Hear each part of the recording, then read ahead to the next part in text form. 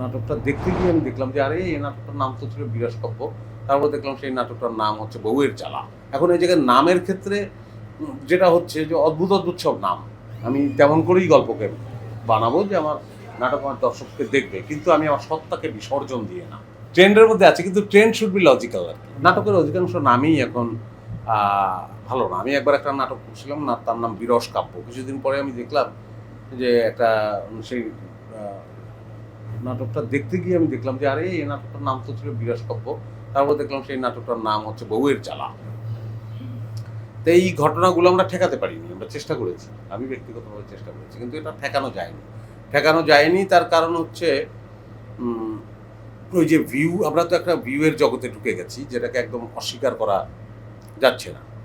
আর আমার কাছে মনে হয় অস্বীকার করার প্রয়োজনও নাই। কিন্তু সেখানে আমাদের একটা দায় আছে। আমাদের সেই দায়টা হচ্ছে এইটা যে আমার আ নাটক দর্শক দেখবে।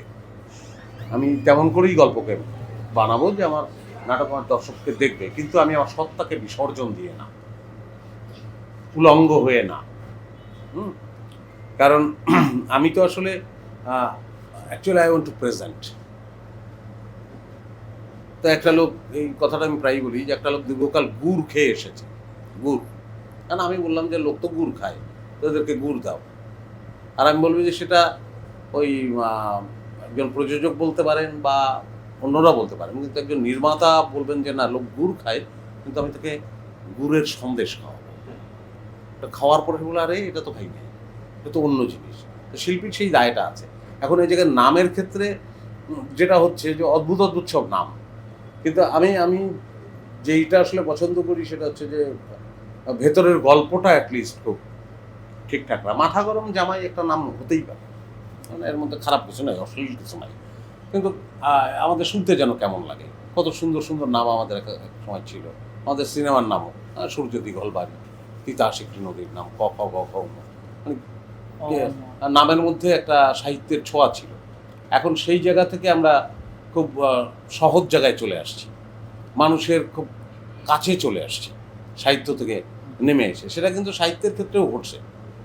সেই বঙ্কিমচন্দ্র থেকে বঙ্কিমচন্দ্রও বলছে রচনার ভাষা প্রাঞ্জল হওয়া উচিত। হ্যাঁ? কিন্তু ওনার ভাষাই পড়া যায় না, মানে পুরো বোঝা যায় না।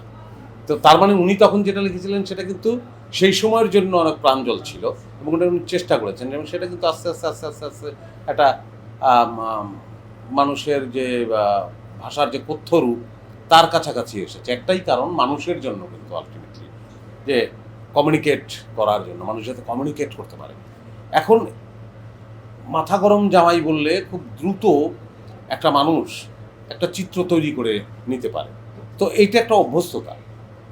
যে মানুষের আ আ আমরা চট করে যে আ এখন আপনারা যে শার্টটা গায়ে দেয়া। শার্টটার কলার যদি এখন এই পর্যন্ত লম্বা হইতো তাহলে কিন্তু এটা ঠিক ভাল লাগতো না। একটু কেমন, কেমন যেন লাগতো। আবার এটা যে ৫০ টা ছেলে যদি এরকম লম্বা কলার পরা শুরু করে তারপরে এটা কিন্তু ট্রেন্ড হয়ে যায়।